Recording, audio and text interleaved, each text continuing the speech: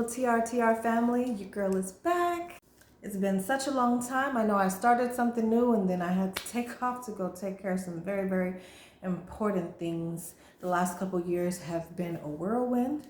COVID was really challenging for so many families. I was dealing with my own mental health challenges between there, and some big adjustments have been made, and I feel like this is a season of renewal. And I'm fully wanting to embrace that for all that it's worth.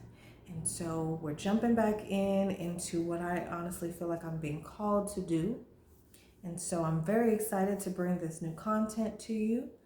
And I hope that you guys are able to get some information out of it that will help you in your day-to-day lives, or help you with, maybe somebody that you know. And so that's my main goal here with this channel, is to provide any type of insight as I go through my life's journey and the things that I learned, the things that I'm struggling with, the things that I just feel like other people need to know, so we can all find some healing and some balance out here in this world. So without further ado, I'm going to jump into the next video. This is a video that was created 2 years ago, but it is every bit as relevant then as it is now. And so this is a topic that is close to the heart of both me and my daughter.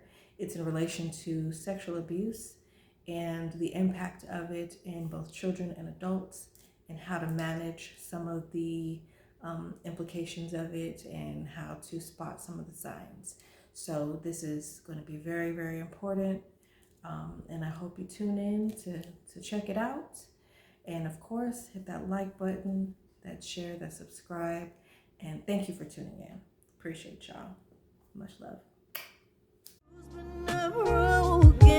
Still here and still open, looking for you, to you.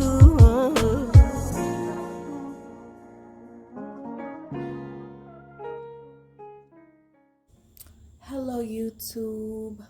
I am here today to talk to you about a very important topic. It is the topic of sexual abuse and the short and the long-term effects of it. This is going to be a two-part video. It is going to have myself and my daughter. My daughter is 13 years old. Both myself and my daughter are sexual abuse survivors, not victims. And I wanted to interview her and have her speak with you all in regards to this important topic, because not often are we able to hear it out of the mouths of babes. When she is being interviewed, I'm going to give her the choice of whether she wants her face to be shown or if she just wants her voice to be heard. That is going to be her choice. I'm going to leave that up to her entirely. There are a lot of children who are out here who this is happening to, and they're not saying anything about it. Some of those children go on to become abusers themselves, and it's a very ugly cycle. Those children have a hard time speaking up because they fear retaliation from their family members. They fear retaliation from their abusers. And honestly, they feel responsible, or they feel like if they told, they would feel responsible for any type of shift or change that happens in the household, whether it's for the good or whether it's for the bad. So what happens is they hide it, and it has detrimental effects on their mental health. From a child going into adulthood, they don't get a chance to be a kid. They don't get a chance to date as a young kid and figure out how to be a young girl, knowing what she was looking for in a young man, and how that relationship is supposed to unfold, and having somebody there that can guide her through that process, or guide him through that process, because it happens to boys too. It really messes up that mental.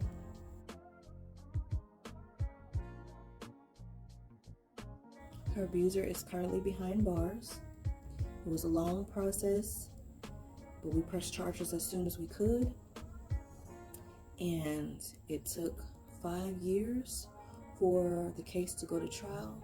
But when it did, he was sentenced to 25 years. Oftentimes, the abuser is someone who is close to the child. Her abuser is her grandfather, my father. Did you feel comfortable coming to your parents? I'm not the one who came up to y'all. My brother did. So Michael was the one that told us? Yes. Why was he the one that told us? Well, because I was so nervous that you guys would get mad at me or something. So Michael was like, if you don't tell her, then I'm going to. And I was like, okay, genius. And then, so that day, you took us a bath.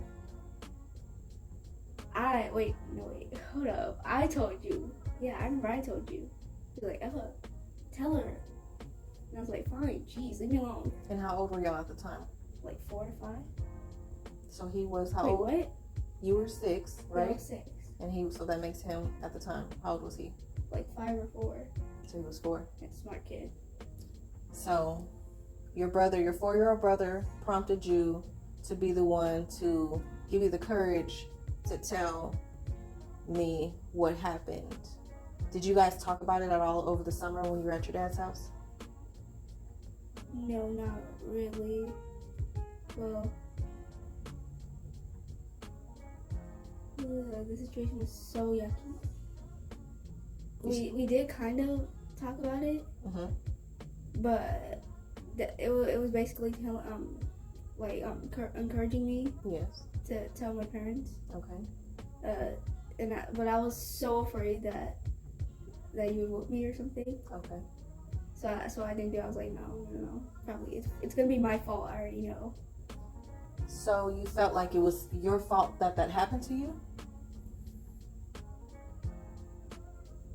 Yes or no? Yes. Why did you feel like it was your fault that happened to you? Well, because I couldn't tell you any sooner. I mean, I tried that day you were making dinner. Yes. But I couldn't. I remember that. Yeah, I couldn't talk. Like, I just couldn't say it exactly. You couldn't get the words out exactly. the way that you needed to. Yes. I understand. And then on top of that, someone had to go and make the situation even worse for me. Yes.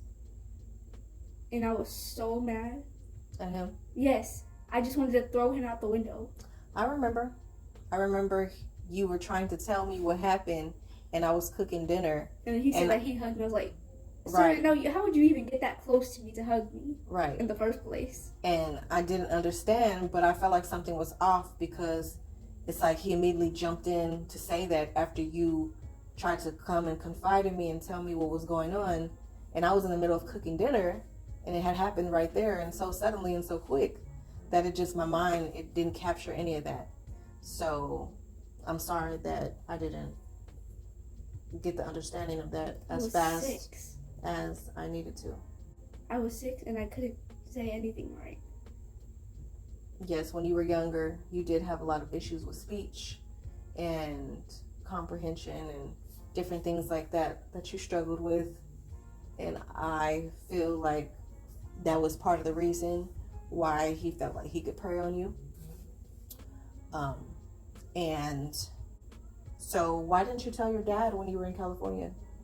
Because I know he wouldn't understand. You felt like he wouldn't understand? Yeah. Okay. And so when you finally did say it, how did you feel after that? Relief, like a heavy weight got off my shoulders. Okay. What kind of emotions were you feeling? Do you remember? Well, I was feeling a lot of emotions at the same time. Of course, they weren't happy emotions. I was pretty confused. I was sad. And it was pretty difficult. How did you feel having your mom there with you throughout the process? Well, I was happy that I could tell her everything because I knew she would understand. Okay. After hearing her side of the story, what she went through while she was a child. Because I remember when you told me about it, I sat down with you and I had told you about my experience with it, and I told you that I wanted you to understand that we were going to do whatever it took to make sure that we we took care of the situation, and we followed through with it, and that I was going to be there with you every step of the way. I do remember telling you that. I remember having a conversation with Deja and telling Deja about it, and Deja being upset, and me telling Deja, but we're going to be there for forever, and we're going to make sure that we have her back no matter what. And that's what we stuck to. How did you feel about pressing charges against him? Well, I gotta admit, I did kind of feel bad for him because, well, I wouldn't want anyone to go to prison. Right. No, I mean, nobody wants to go to prison. Of course. So, it was pretty sad. Yes. To see a family member betray me, and then me having to testify against them. Yes. So he put you in a situation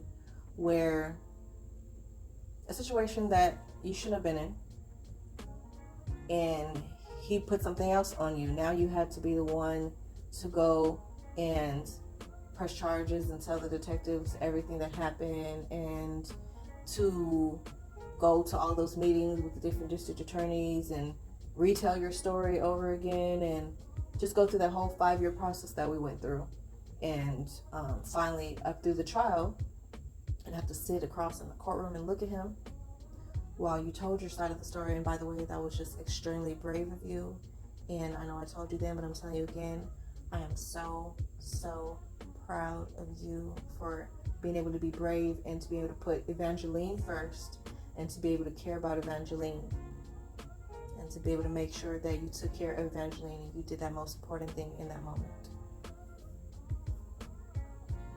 How did you feel about the trial? I didn't feel good at all. You didn't? No. Can you elaborate for me? Well, after losing a family member, I was pretty sad, and then another family member testified with him. So that made me pretty upset. Right. And when I got home, I just thought about it the entire time. And he did sit on the side with your grandfather and as his support, and that really upset me as well. But you can't control how people think, and you can't control how people feel and what they'll do in different situations. How did you feel knowing that he was going to be behind bars? Well, that did get me relieved, because then I wouldn't have to deal with him anymore. Right. So you wouldn't have to feel concerned, worried maybe that we run into him, we go to the store, or that we see him out somewhere, or, that, he could find you and somehow it could happen again. You felt safe after that, knowing that? That gave you some type of peace? Yes, but it was pretty sad that he has to spend a quarter of his life in prison because of what he did, because honestly, I don't know why would he do it. And we're not doctors or therapists, and I haven't even spoken with him as far as like what all kind of went through his mind to lead up to all of these different points to where that was something that he decided to do, because I was so angry. I didn't even want to hear his side of the story. To me, it didn't matter, because that was my child, and at the end of the day, it's my job to protect my child. It's not my job to protect him. That's his mother's job, and his mother is gone. So I was not concerned about his side of the story at all at that point. Have you forgiven him? I don't think I will anytime soon. He hasn't apologized. Okay. He just kept it up. Right. Okay. And I at least expected an apology. You did? Yes. But that wasn't the case at all. Right. And I think when somebody is older like that, and they're a grown person, and they've been through a lot of life experience, and they know right from wrong, and they still decide to do something like that, it means that there's something that's not right inside of their minds. Their heads are not right. So they're not going to have the normal reaction that you would expect from someone. If somebody who is healthy and has a healthy state of mind, they do something to wrong you, they're going to apologize for it. But somebody who has an unhealthy mind, and somebody who has something going on with them, some mental health issues themselves, they may not understand the importance of being able to say they're sorry. They may not have remorse for doing something wrong to you. And you have to be comfortable with that. And I'm not saying that you have to forgive him, but at some point, you're going to have to come to terms with it in your heart and your mind so that you can be okay. Not for him, but so that you can be okay. So at some point, we hope to get you to the place where you have an understanding. And that'll probably be when you're older. And that's okay. But at some point, you'll have an understanding that what you want from him is probably not what you're going to get from him. So that will probably help you process certain things in regards to this situation. And we'll continue to talk about that as you grow. How did you feel about therapy? Because I know that during the trial and all of that, where we got hooked up going through the process of trial, and basically she did therapy for sexual abuse survivors, and that we spent about 6 months doing that. Yeah. 6 months, a little longer than 6 months, almost actually close to about a year doing that. And how did you feel about that? Did you think it was beneficial to you? Did it help you in any way? Yes, actually. How did it help you? Well, she was an amazing therapist, and she was able to understand what I was going through, and I felt comfortable talking to her. So did it feel good to have somebody that was not your family, not your, that was kind of neutral, and that they could talk to you about different things, and to kind of have somebody to talk to about those things and get that out of your head, and get that so somebody else could share that with you? Did that feel good? Yes. Yes. I felt relieving. Yes. And what type of therapy did she do with you? Well, she did a lot of anger management solutions for me. Okay. And she would calm me down when I was really angry. Okay. Because sometimes I would come in upset Mm-hmm. after like a certain situation, Right. like from school or anything else. Yes. And she would calm me down. Okay. And for the rest of the session, she would give me solutions. So she would provide you with coping mechanisms. Do you feel like you saw a changing in yourself as far as how therapy helped you from the beginning when your sessions first started to when they finished, almost a year later? Do you feel like you saw a change within yourself, like a positive change? Yes, actually. Like what, for example? Well, after all the anger management issues I still have them, but I was able to calm myself down. Right. Using those coping strategies. Yes, good job. Okay. So, what are you feeling like right now? Do you feel like you're able to manage your emotions better? Do you feel like you still need to go to therapy for help with different things? Yes, I feel like I need to go back to therapy. You feel like having more therapy would be beneficial for you? Okay. I feel that way too for myself. What do you want for yourself? I just want to follow my goals that I've set for the rest of my life. Okay.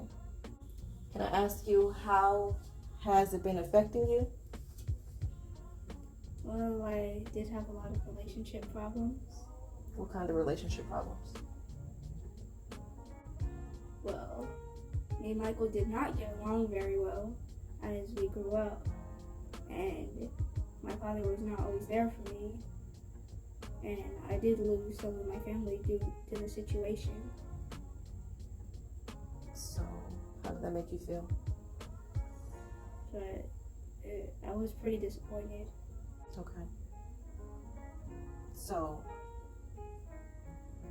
dealing with everything up to this point, has it made it hard for you to do different things in your life?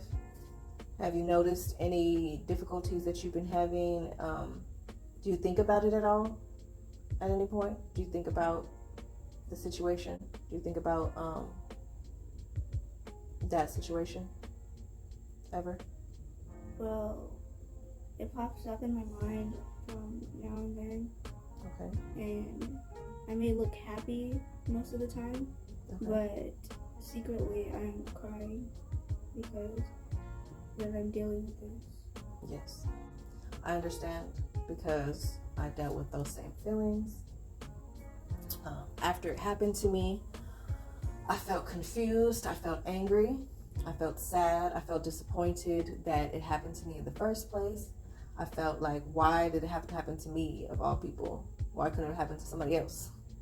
And I know for me, I felt like that wasn't a right thing to think, but I was so like, why does this have to happen to me? Why do I have to deal with all of this? Why do I have to deal with all the emotions and the confusion and everything else in regards to this, and losing family members due to it, and not being able to really trust people and have good relationships because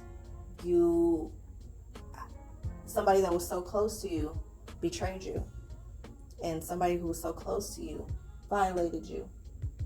And so it makes you put up a wall when it comes to other people. It also has the flip side of, you can feel really, really lonely, and you can really want to have a good, strong relationship with people, but sometimes you have a habit of pushing them away. Or you get close to the wrong people, or people that hurt you because that's what you're familiar with. So I've dealt with that. If a child is abused by someone and they're scared, what advice would you give them? I would tell them to find someone they trust and to tell them the situation. So you would advise them to go to an adult that they trust and to let them know what happened? Yeah, basically. Do you feel like it's a good thing to hold that in? Absolutely not. Why?